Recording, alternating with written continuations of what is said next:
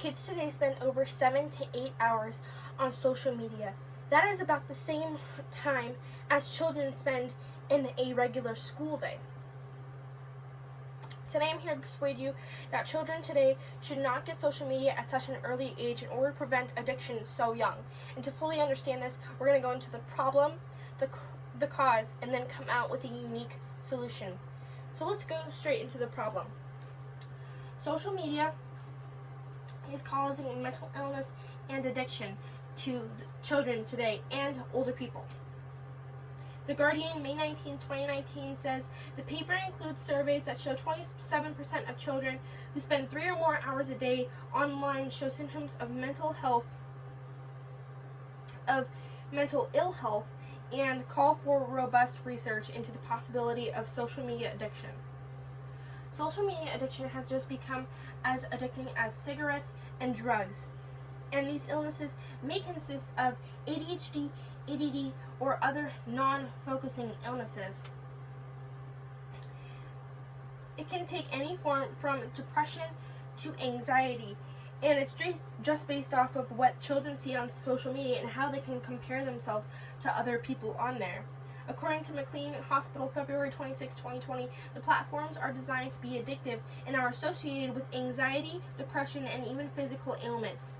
According to Pew Research Center, 69% of adults and 81% of teens in the U.S. are using social media. This puts a large amount of the population at an increased risk of feeling anxious, depressed, or ill over the social media use.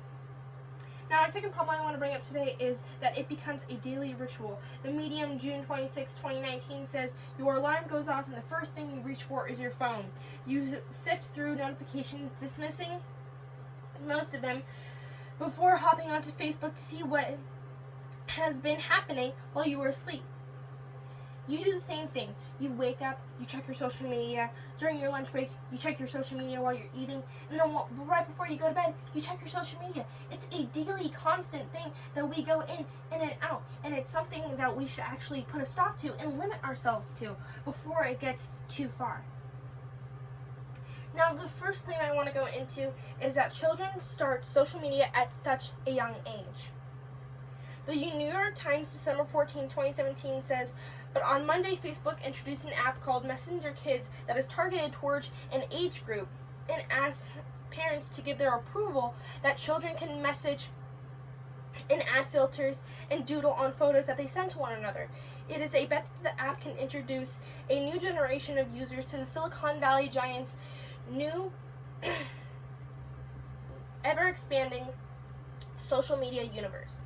When I was 13, I got social media, but my peers that were younger than me and my younger sister got them at younger ages. I got it at the age limit that was allotted, but they got it at a much younger age. Since I didn't get it at such a young age, I treated it as a privilege, and I didn't really have to use it so much because I treated it as such.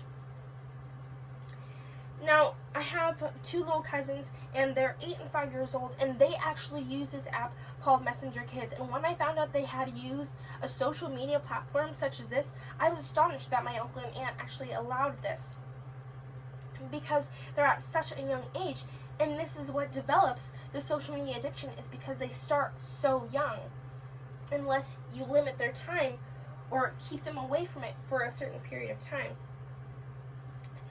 Now, parents today don't put a limit to their usage for children, and that's my second claim today. CBS News, August 6, 2018, says that kids and teens ages 8 to 18 spend an average of more than 7 hours a day looking at screens. The new warning from the AHA recommends parents to limit them to a maximum of 2 hours a day. For younger children ages 2 to 5, the limit is 1 hour per day.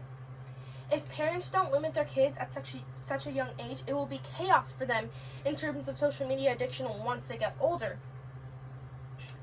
They should at least let them have social media at the age of 13 and not so young, so then they don't get addicted to it so much.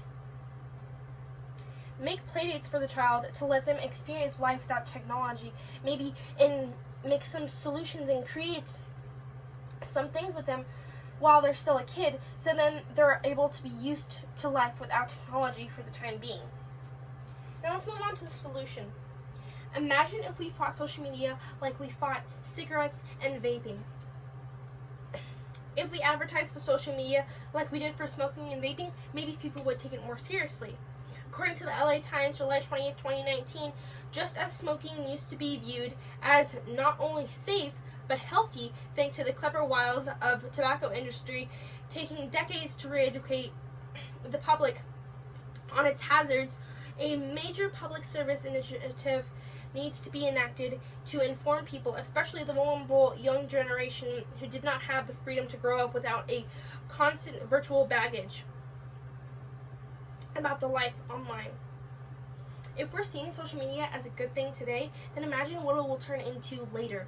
We saw smoking as a good thing, but it turned into such a bad thing later. And if we do the same thing with social media and we introduce the facts and the logic today through commercials like they do with smoking and vaping, maybe more people will take it seriously, and that is a good solution to help with the first problem.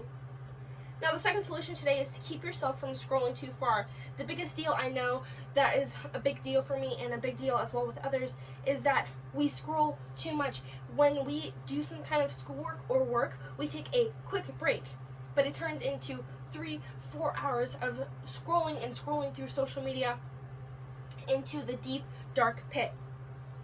Now, according to the Star Tribune, August 4th, 2020, step 1 is to acknowledge the burden that doom scrolling creates for our health. Step 2 is to create a realistic plan that you can stick with and repeat until it forms a habit. You can set aside a 10-minute timer to remind you to stop scrolling, and you can wear a rubber band and snap the rubber band against your wrist when you see yourself scrolling too far. These are all solutions to save us from the bottomless pit of addiction, and if you apply some of these, your social media addiction may change. As long as you create a new habit, you may be able to get yourself out of that bottomless pit to help you get out from that addiction. Now today I tried to persuade you that children should not be on social media at such a young age in order to prevent themselves from becoming addicted. And we looked at the problems, the cause, and came out with a unique solution such as the ones I just explained to you. So hopefully next time you or your child, if you have one, are scrolling through social media, remember at whose expense you're doing it at, and try to think and use one of those solutions that I provided in order to get yourself or your child out of that pit. It can hurt them and you, or both of you, at the same time. Thank you.